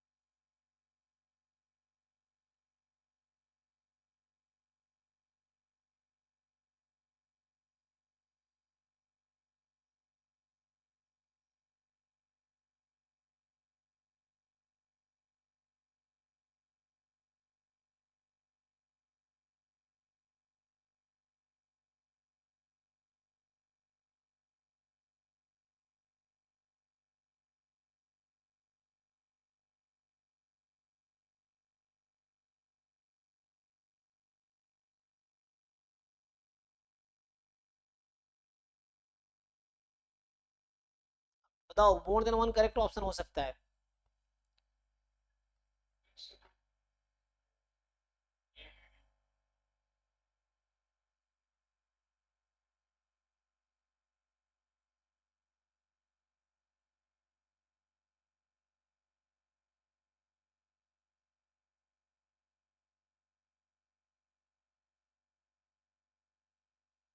ऐसे अभी थोड़ा मैं आज एकलव्य 1 की क्लास 8:30 से होगी, मुझे इसको जरा स्टेशन ड्रॉप करके आना है शिवा को, तो मैं 8:30 से स्टार्ट करूंगा एकलव्य 1 की क्लास।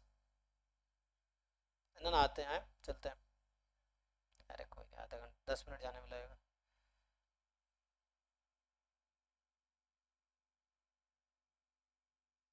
इसमें चारों ऑप्शन ट्रू है, देख लो एक बार ठीक से।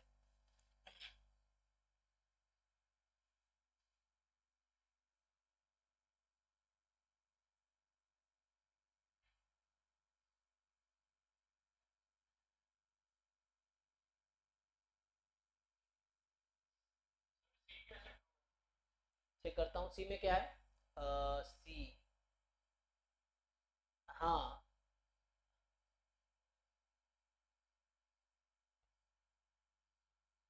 अच्छा मुझे क्या करना होगा, लेस देन इक्वल टू या, एक मिनट मुझे लेकिन देखना पड़ेगा, रुको मैं ट्राई करता हूँ। तो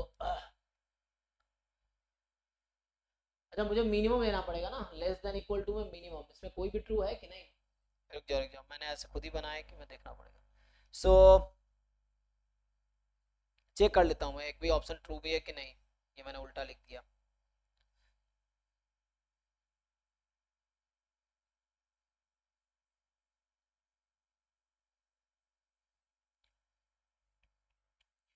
एक मिनट, ये रिजल्ट थोड़ा वैसा हो गया, तो मुझे ये बताओ कि यहाँ पे अगर मैं आपसे पूछूं कि ये जो ई इंटरसेक्शन एफ एंड 1 - अच्छा एक तो यहाँ ई एफ लिख दिया, वहां पे ए भी लिख दिया, तो यहाँ मेरा इंटेंशन ई एफ का ही था। So 1 - E complement minus F complement, इन दोनों में क्या रिलेशन है?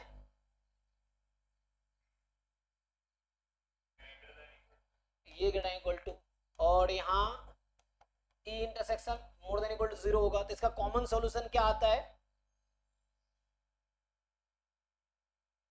ओके, तो मुझे यहाँ पे ना सब में वो चेंज करना पड़ेगा, मीन मैक्स मैंने उल्टा लिखा है, सो मतलब ऑप्शंस बनाने के लिए।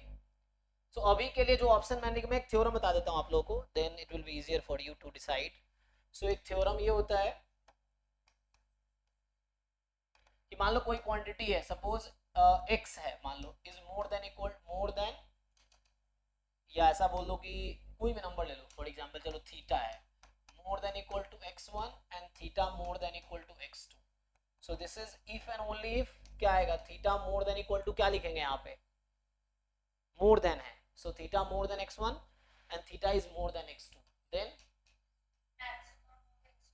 हाँ, इससे जो लार्जर होगा तो यहाँ मुझे ये यूज करना पड़ेगा, x1, x2, if and only if result है, तो इसको यूज करेंगे हम लोग।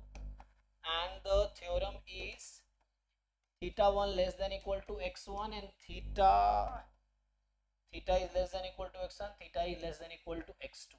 so ये if and only if theta is less than equal to, अब क्या होगा common solution, so less than है अब, है ना, सो x1 x2 कोई भी नंबर हो सकता है, तो लेस देन में क्या कॉमन सॉल्यूशन आएगा, जो भी मिनिमम होगा, है ना, इनमें जो भी मिनिमम, आई डोंट नो कौन सा x1 x2 है, सो यहाँ मुझे नहीं पता कौन सा x1 x2 है, so whatever minimum will be there, so that you have to use, see carefully। तो ये रिजल्ट हम यूज करेंगे, x1 x2 two different number है suppose, so theta more than x1, तो यहाँ देखो इस रिजल्ट को अगर मैं यूज करूँ यहाँ पे तो क्या होगा, so if you use hair इस क्वेश्चन में, तो मैंने ऑप्शन आई थिंक उल्टा लिख दिया है, देखो सो थीटा दोनों से मोर देन है, तो इसका कॉमन सॉल्यूशन क्या आएगा, इफ एंड ओनली इफ, ये जो मैंने लिखना कोशिश किया है, probability of E intersection F more than equal to, क्या लिखना चाहिए मुझे यहाँ पे, ये इससे भी ज्यादा है, इससे भी ज्यादा है, देन कॉमन सॉल्यूशन क्या आएगा, है ना, मैक्सिमम ऑफ बोथ, तो मुझे यहाँ लिखना चाहिए, सो ये इंप्लाई करेगा E intersection F will be more than equal to maximum of both quantity, 1 minus probability of E bar minus F bar comma 0। तो जो मैंने अभी लिखे थे एक्चुअली उसके हिसाब से एक भी ऑप्शन ट्रू नहीं है ना, वो थोड़ा मैंने वो कर दिया, मिनी मैक्स को इंटरचेंज कर दिया है, सो अभी के हिसाब से एक भी ऑप्शन करेक्ट नहीं है, तो मुझे इसको थोड़ा चेंज करना पड़ेगा। तो यहाँ पे ना E intersection F is more than this, E intersection F is more than 0, individually compare करना, you have to compare this quantity with individual one, individually compare करो, देन डिसाइड करेंगे मीन मैक्स। तो यहाँ पे क्या आएगा कि intersection is more than this and more than this, तो ये मोर देन मैक्सिमम लिखना पड़ेगा, ये लेस, अब PE इंटरसेक्शन F क्या होगा, less than PE, so PE intersection F less than equal to PE होगा, because there is one more theorem, तो यहाँ मैं थ्योरम लिख ही देता हूँ। तो थ्योरम ये होता है कि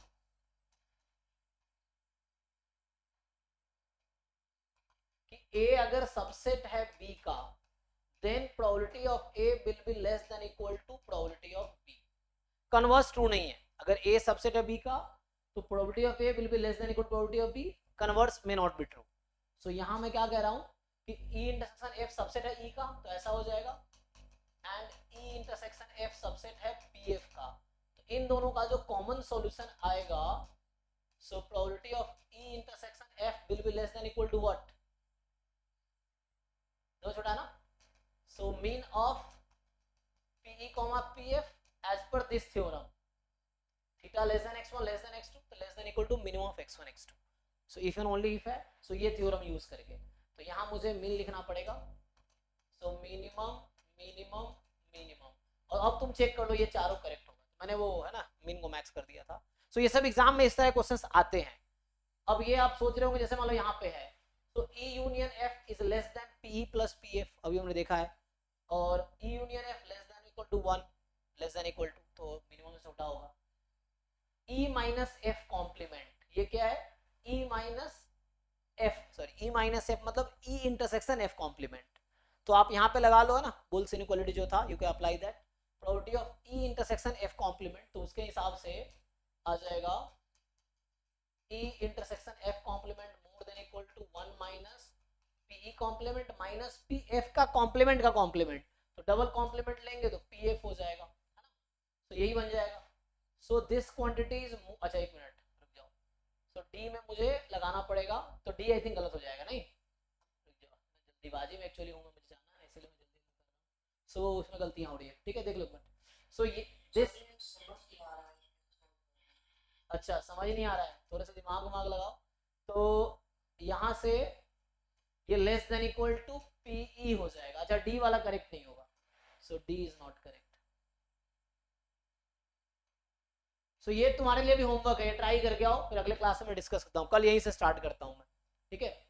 तो अभी ये मैंने जिन लोगों को समझ आया ठीक है, क्योंकि मैं जल्दी जल्दी में लिख रहा था ना, मैंने गलतियां बीच में किया था। तो अभी एक बार चेक कर लेते हैं। तो E माइनस एफ जो है इससे ज्यादा है और इससे कम है, तो यहाँ मिन मैक्स कुछ भी काम नहीं करेगा, इसका मतलब डी गलत है। So A B C is fine now. एक बार चेक कर लो तुम लोग, किसी को कंफ्यूजन है, जिनको समझ आया है तो उनको, अगर कंफ्यूजन है तो आप पूछ सकते हो, जिनको समझ आया ही नहीं तो वो अभी कल का वेट करो, कल मैं एक्सप्लेन करूंगा डिटेल में, बाकी बीच में तुम ट्राई कर सकते हो समझने का, ठीक है। ठीक है ना, यहाँ एक मोर देन इक्वल टू है, यहाँ एक लेस देन इक्वल टू है, तो उसमें प्रॉब्लम है, क्योंकि E minus F is same as E intersection F complement, ये सेट थ्योरी है, तो उससे आपका मिल जाएगा। एनीवे तो इसको ट्राई करके आना, ये अभी ट्राई करना, कल मैं इसको डिस्कस करता हूँ दोबारा, याद दिलाना अगर भूल जाऊंगे, ठीक है ना, कल याद दिलाना, तो इसको सॉल्व करो और समझने की कोशिश करो क्यों गलत है क्यों सही है। जी लेकिन थोड़े से समझ के आओ, है ना, कोशिश नहीं करोगे तो कैसे होगा, तुम्हें इसका और इसके बीच रिलेशन पता होना चाहिए ना क्या है। हाँ डाउट बता देंगे, तो डाउट पूछो, डाउट बता देंगे, अच्छा डाउट 11 से 12 रात में डाउट क्लास होती है डेली, तो आज भी है, तो डाउट बता देंगे। अभी मैं ये स्टॉप करता हूँ, तो उनको स्टेशन में ड्रॉप करके आता हूँ, तो 8:30 से क्लास, ठीक है ओके, थैंक यू अभी के लिए। तो जी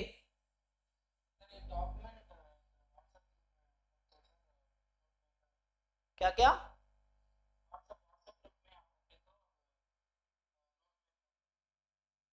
नोट्स में नहीं समझ आया।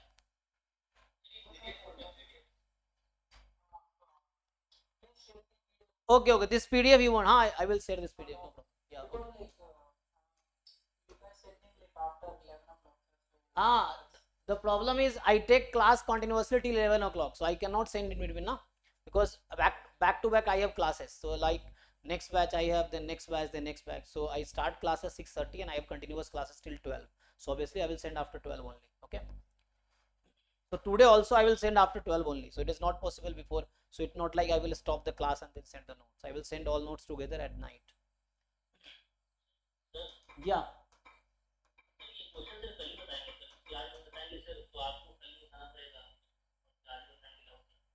कभी पूछ लो भाई, तुम ट्राई करके आओ, तुम्हें सीखना है, कोशिश करो, इस तरह क्वेश्चन एग्जाम में आएंगे, आप समझने की कोशिश करो क्या रिलेशन है। मैं थोड़ा अभी जल्दी जल्दी में बताया हूँ इसलिए, है ना, कुछ लोग समझ नहीं आया हो, मैं इसको आराम से बताता हूँ, तो पहले ट्राई करके आओ, इसको ट्राई करो, और कल क्लास में भी पूछ सकते हो, कोई प्रॉब्लम नहीं, कल 6:30 to 8 क्लास होगी, उसमें भी पूछ सकते हो, और रात को आज डाउट क्लास तब भी पूछ सकते हो, दोनों बार बता दो, मुझे कोई प्रॉब्लम नहीं है, ठीक है। जी जी बिल्कुल कैलकुलस वाला है, हाँ ये कैलकुलस में जो मैक्स मीन होता है वही है ये, जैसे है ना, सेम ही है, थोड़े दिमाग लगाओ, कुछ खास नहीं है, ये सब कैलकुलस में जो मैक्स मीन आता है वही वाला है। तो ठीक है चलो अभी स्टॉप करता हूँ, थैंक यू।